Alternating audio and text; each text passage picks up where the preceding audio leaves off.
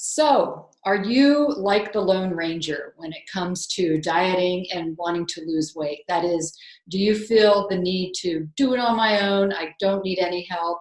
And we do it time and time and time again. Are you one of those people? If you are, you're not alone. And I just wanted to come on for a couple minutes and talk about why that actually doesn't work, but why we continue to do that and what actually does work. So, why doesn't it work? So research shows us that 75% of people who go on diets, they regain their weight within 1 year, 85% within 2 years. And some of you who have done it maybe even less than that 1 year, maybe it's 6 months or less. So the odds are incredibly bad, yet we continue doing it over and over and over again. But there are two reasons why those numbers are the way that they are. And number one is when you don't have a support system or accountability or community, somebody there along the way, it's really tough. And the easiest person to quit on is yourself or ourselves, right? So going it alone really sets the stage for an easy out or quitting when there's a little blip in the road. So that's one. And then the second reason is the lack of learning anything. So what I mean by that is not learning any new lifestyle habits, not replacing maybe the poor lifestyle habits that led to the being overweight or unhealthy in the first place, and just continuing to do some of those same things over and over again. And also just not even understanding what it really does take to lose weight and lose it in a healthy way and keep it off. Because most of the time we just follow something that's going to result in some weight loss, but it's like, I don't know the mechanics of why this is working and what am I supposed to do next? And so anyway, lack of learning anything. So those are the two reasons that going it alone lead to such bad results, okay? So why would people continue to go it alone? Well, there are several reasons, and see if some of these resonate with you. Hey, I'm an adult and I should be able to figure this out on my own, right? I'm an intelligent person. I shouldn't have to ask for help. And gosh darn it, I'm going to find what really works for me. I'm going to make it work. So there's that kind of feeling that I should know how to do this on my own. So that's number one. Number two is ego. We've all got one. Some are bigger than others, but we've all got them.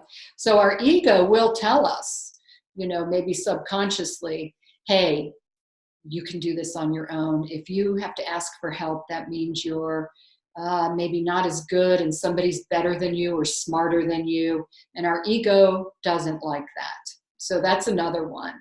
And then third is this feeling of maybe not wanting to be vulnerable and not wanting to share some of our weaknesses in terms of what our triggers might be, what is challenging to us, what holds us back, maybe some of our lifestyle habits that are not very attractive, right? And we don't want to share those with others. So there's that feeling too.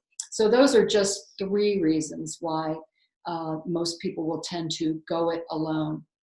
So I want to encourage you, if you're one of those, and you've been yo-yoing, to stop doing that.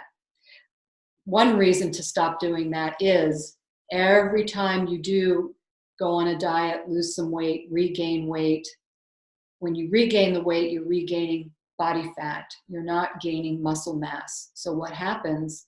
Your body starts getting fatter in terms of a percentage, and your muscle mass gets smaller in terms of a percentage. And it's muscle that burns those calories. So this is what happens over time. Just wanted you to know that. But in terms of changing the behavior and stopping that cycle of going it alone and yo-yoing, I would encourage you, and it takes practice, to be open to exploring other possibilities, other solutions, and asking for help. And that takes being a little vulnerable, setting the ego aside, right?